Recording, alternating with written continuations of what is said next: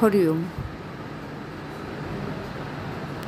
আজকের পাঠ অখণ্ড সংহিতা ১বিংশ খণ্ড হইতে। ওম অখণ্ড সংহিতা বা অখণ্ড মণ্ডলেশ্বর শ্রী শ্রী স্বামী স্বরূপানন্দ পরমহংসদেবের উপদেশ বাণী অখণ্ড সংহিতা ১বিংশ খণ্ড হইতে।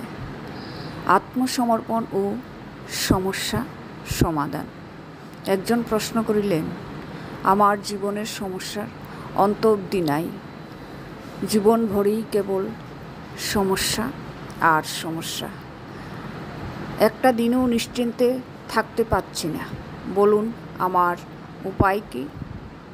শ্রী শ্রী বাবামণি বলিলেন, হাজার সমস্যার হাজার রকমের সমাধান, কিন্তু সর্বসমস্যারও একটি সামান্য সমাধান আছে।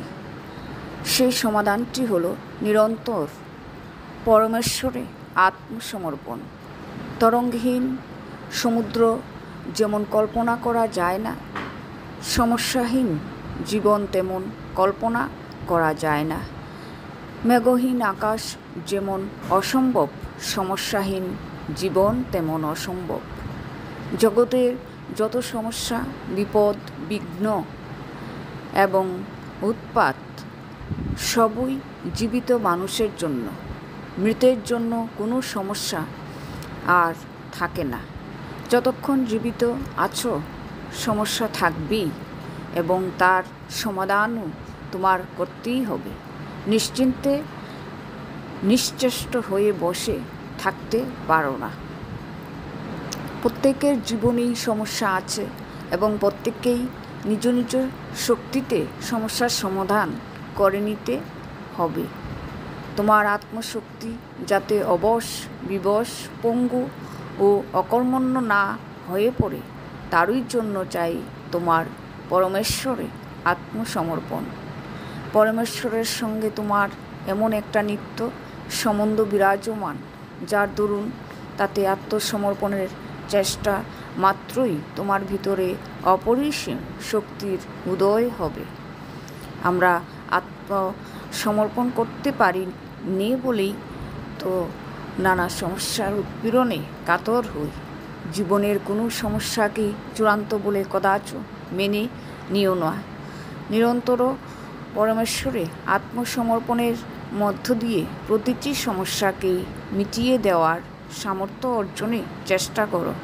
জীবনে 10 বার, 20 বার, 50 বারও হেরে যেতে পারো, কিন্তু চূড়ান্ত জয় যে তোমারই হবে, এই বিশ্বাস রেখে অগ্রসর হও। ঈশ্বরে বিশ্বাসের দ্বিবিধ সুফল। শ্রী শ্রী বাবামণি বলিলেন, ঈশ্বরে বিশ্বাসের চূড়ান্ত সুফলটুকু হচ্ছে এই যে, এই বিশ্বাস তোমাকে নিয়ত সৎকর্মে যুক্ত হয়ে থাকতে প্রেরণা দেয়। এই বিশ্বাস তোমাকে প্রতিনিয়ত অসৎকর্ম হইতে দূরে থাকবার প্রেরণা যোগায়। এই দুই শুভ ফলকে যদি তুমি তর্কস্থলে নিজের কোনো হিত বলে নাও মান্য করো, তথাপি এই দুটি শুভফল যে ব্যাপক সমাজের বিস্তৃত জীবনে শুভফলদায়ক, একথা অস্বীকার করার উপায় নেই। কোনো দুর্ভাগা ব্যক্তি তর্ক করতে পারে যে সৎকর্মের রুচিসম্পন্ন হওয়াতে তার নিজের কোনো লাভ নেই। সেই দুর্ভাগা লোকটা এরূপ তর্কও করতে পারে, অসৎকর্ম হতে প্রতিনিবৃত্ত থাকার দরুন তার তো কোনো লাভ হচ্ছে না। অন্য লোকেরা অসৎকর্মে লিপ্ত থেকেও যদি নানাবিধ সুখ সৌভাগ্যের অধিকারী হয়ে থাকে, তবে তার পক্ষে অসৎকর্ম থেকে দূরে থাকায় কি আর লাভ হলো? কিন্তু এর ফলে সমাজের অন্যান্য সহস্র নরনারী যে উপকৃত হলো, এটা কি একটা কম কথা? হরি ওম। জয় গুরু সবাইকে।